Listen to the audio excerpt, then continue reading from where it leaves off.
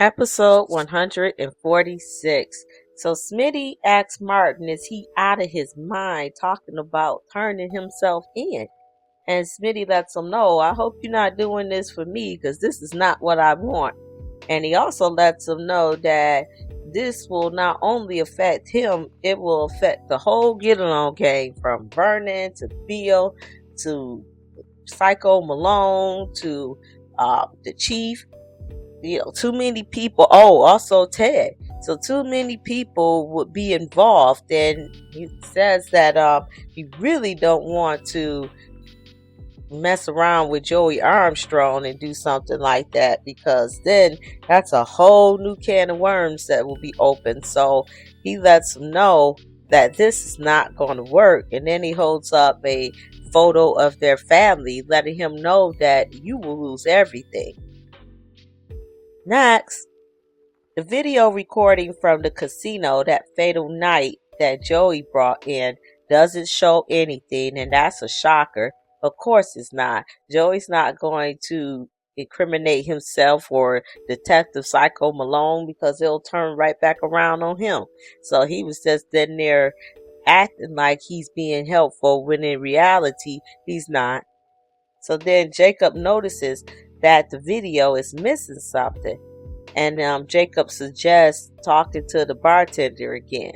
Then Joey lies and says the bartender is not on the payroll, which is a damn lie. He just don't want them to talk to him, because he's probably scared that the bartender might slip and let out some information that he doesn't want out. Next, Detective Psycho Malone is at the casino with the bartender, and I think Psycho Malone is going to try to do something to the bartender. I don't know. He just gives me the creeps, because he's always up to something.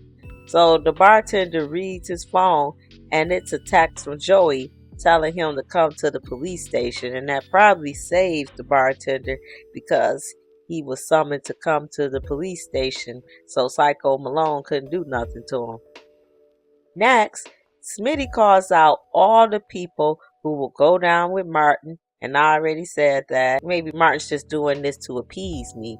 So Martin lets him know, no, I'm not lying, and he shows him text between him and Jacob, talking about he wanted to come in.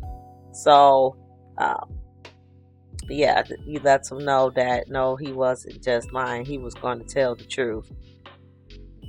Next, Vanessa tells Donnell she doesn't think it's a good idea to pursue the issue of what happened that night, and she doesn't agree that he should talk to the bartender. And everywhere she turns, Joey is lurking, and that's like really suspicious. And I'm wondering, like, is Jacob or anybody else noticing this? Like, this dude is everywhere this woman is, and it's getting like creepy now. Next, Smitty instructs Martin to text Jacob and tell him he changed his mind, and Martin tells him that was the one thing he thought Smitty needed from him to get them back on track. And it's like, dude, if Smitty needed that, you wouldn't be involved, because if he turns himself in, your ass going to prison, and you won't be out for a long time. So I don't know how the hell he thought Smitty needed that. Next, the bartender arrives to the police station, and he tells Jacob he's leaving town. So Jacob tells him that's really convenient. Then Donnell starts yelling at him that his father is dead, and he's the last one to see him. So start talking.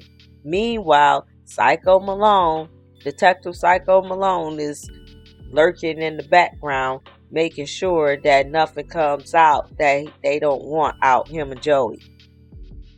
Next, Vanessa tells Joey she couldn't tell Donnell that she and Doug got into a vicious verbal fight, which was about Joey the night he died, and she forgot to say that she was in Puerto Rico with Joey, because I think Donnell wouldn't like to hear that at all. But I'm wondering, like, if Joey keeps coming around, Donnell is going to suspect that something more is going on. Next, Donnell is arguing with the bartender and he doesn't believe what the bartender is saying. So Donnell asks him, did his dad say anything that night that will help him understand his dad's state of mind? And of course, the bartender can't help you. He really can't, because then his life is on the line. Next, Vanessa tells Joey, what if Donnell finds out about the argument between her and Doug, or that she was in Puerto Rico with him? And then Joey, manipulative ass, it's like, oh, nothing's gonna happen. And he's just really taking advantage of her grief.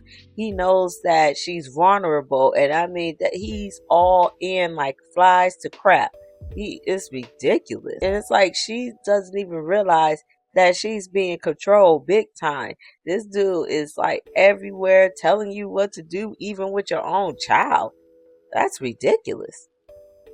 Next, Nicole tells Danny she will never let another man hurt her the way that Ted did.